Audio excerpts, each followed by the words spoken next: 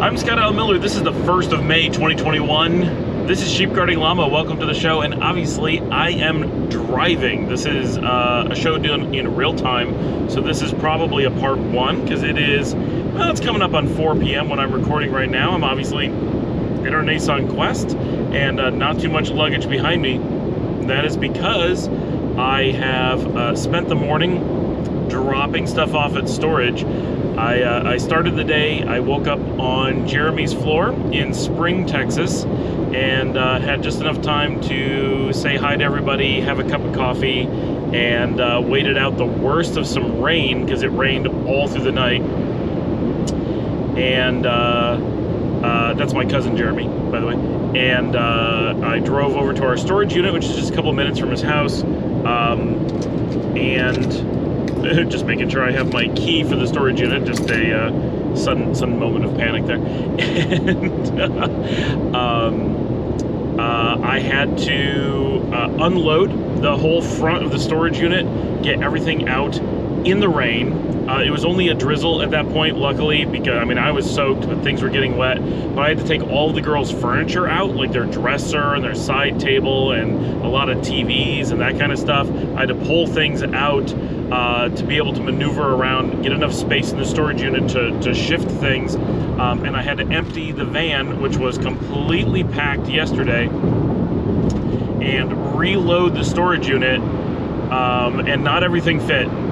There was no way, but luckily Madeline and Emily are taking some of the big stuff, the girls' bedroom set and a few other things. So pulling those out and loading the van, which I had to do all by myself. So it was an exhausting morning of all this packing and moving and shifting, and it causes a bit of anxiety for me, because as I pull things out, like I know if I pull my back, I have no way to put things back. There's no one coming to help me. Like, I'm terrible shape if that happens, and you know, really hoping that nothing goes wrong and that everything will fit and that nothing falls, because potentially there's things in there I can't lift by myself, right? So I'm feeling very vulnerable when doing this. There's just so much to go wrong when I'm by myself and so far away and under a time crunch to move so much stuff, and so much of it is so heavy.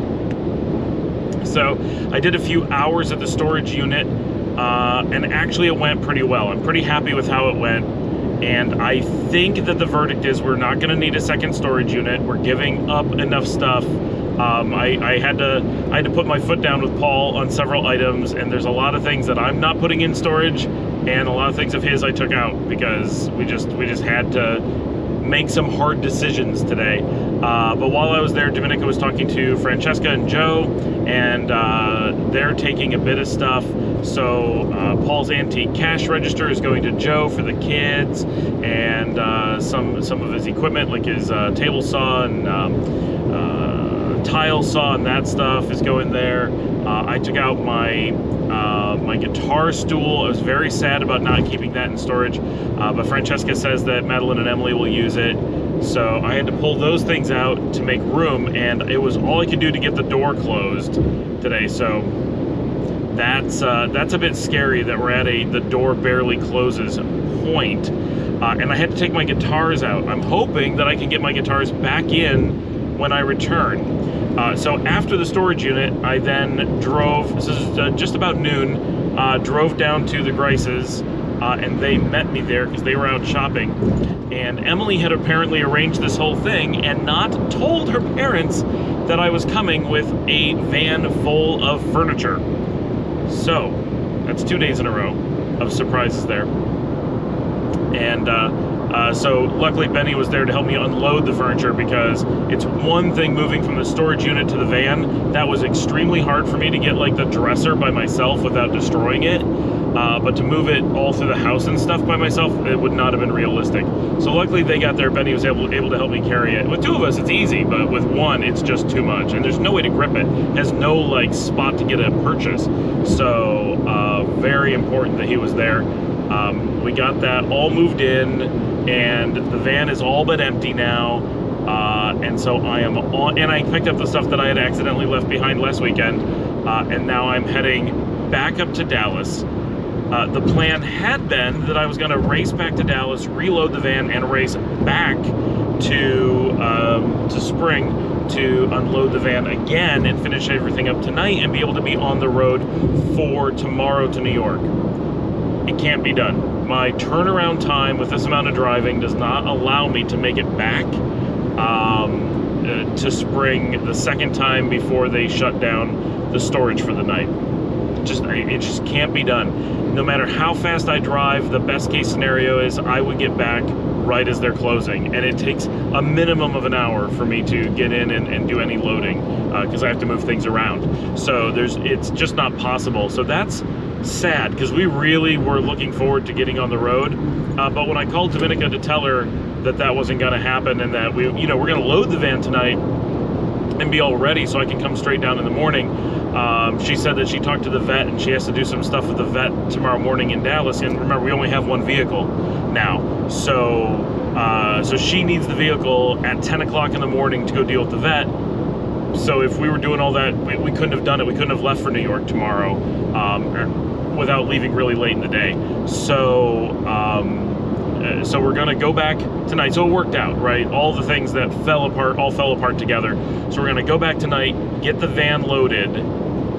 Then she's gonna go to the vet in the morning, and then as soon as she's back from the vet, I'm gonna drive down to Spring, be able to, with some free time, work on the storage unit and make sure everything fits, and I won't be in a panic from a time crunch, and I just need to make sure that everything's able to get in and close the door. So with some extra time to work on it, I should be good. And maybe Jeremy will be available to help me tomorrow if I have to lift some really heavy things, because I had to do it alone today, which was rough. Then we should be good, and I'll be able to get back in good time tomorrow afternoon so that we can load up the car tomorrow, Sunday afternoon, have it all ready to go so that Monday morning we can leave bright and early to start driving towards New York. That is the current state of things. It has been pretty crazy, and this is the beginning of just so much driving. Luckily it stopped raining now, but it did rain all my drive yesterday and all this morning. But luckily not so much. I don't think any of the furniture got water damage or anything, so it should be good there. Now, of interest with the hotel today in Nicaragua is that today is May 1st, so as of midnight last night, this morning, right, we took over officially completely running the hotel. So at this point, money has changed hands. We've not completely purchased the hotel, but we have put money into it, so there's a lot of commitment going on, and all of the inventory and all of that stuff has been done, and we are now officially the operators of the hotel in every capacity with our team, and all of the staff has been transitioned over to our company. So everybody works for us. It's the real deal now.